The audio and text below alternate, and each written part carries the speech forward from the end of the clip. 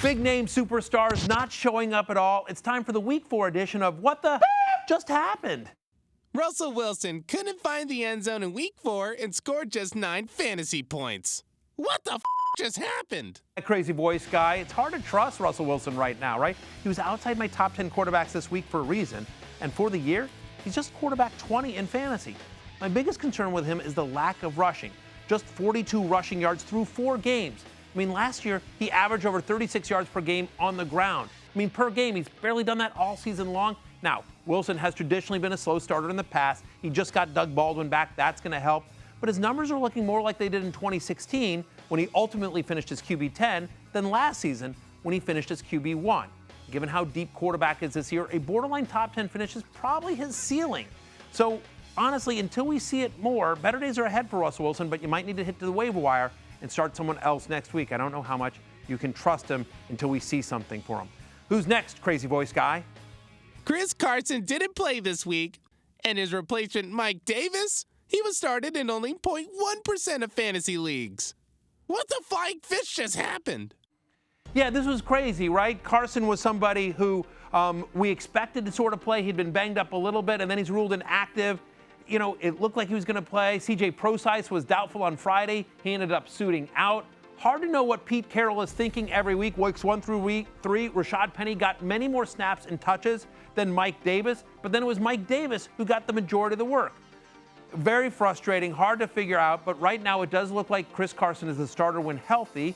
The expectation is he'll play next week. Mike Davis is the primary handcuff.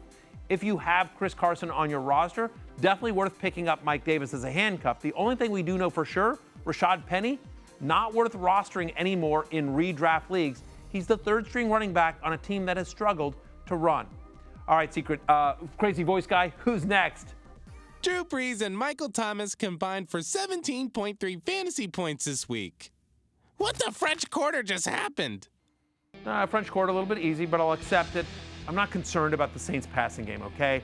Listen, this was the first game Drew Brees played outdoors this season. His last 5 outdoor games, just 3 touchdown passes combined. But 5 of Brees' next 7 games will be indoors. I expect him to be the Drew Brees you know and love. As for Michael Thomas, chalk it up to one bad game. Give some credit to Janoris Jenkins. He played tough coverage here. He's still averaging over 10 catches per game. He's caught an insane 42 of 44 targets this season. Going forward, I expect Michael Thomas to still be among the best wide receivers in fantasy. Do not panic on the Saints at all. Crazy voice guy, who's next? The Steelers' offense struggled this week, and James Conner finished with just 44 total yards. What the Frenchie Fuqua just happened? All right, Frenchie Fuqua, that's a pretty good one. You know, look, just like the Saints, I'm not concerned with the Steelers. I know James Conner point totals have dropped each of the last 3 weeks, but for the season, he's still playing 86% of snaps. He's still 8th in running back targets. He's the clear bell cow running back on a great offense. As long as Le'Veon Bell sits out, do not panic here. As for Antonio Brown and Juju Smith-Schuster, both still put up at least 10 fantasy points in a down game. For the season, they rank 2nd and 3rd in the NFL in targets, only behind Adam Thielen. They'll both be elite options all year, especially next week when the schedule gets a lot easier. Ravens are a pretty good defense, but they play the Falcons next week. Better days are ahead for the Steelers. Don't panic on any of them. Who's next, crazy voice guy? Larry Fitzgerald caught 3 passes for only 28 yards this week.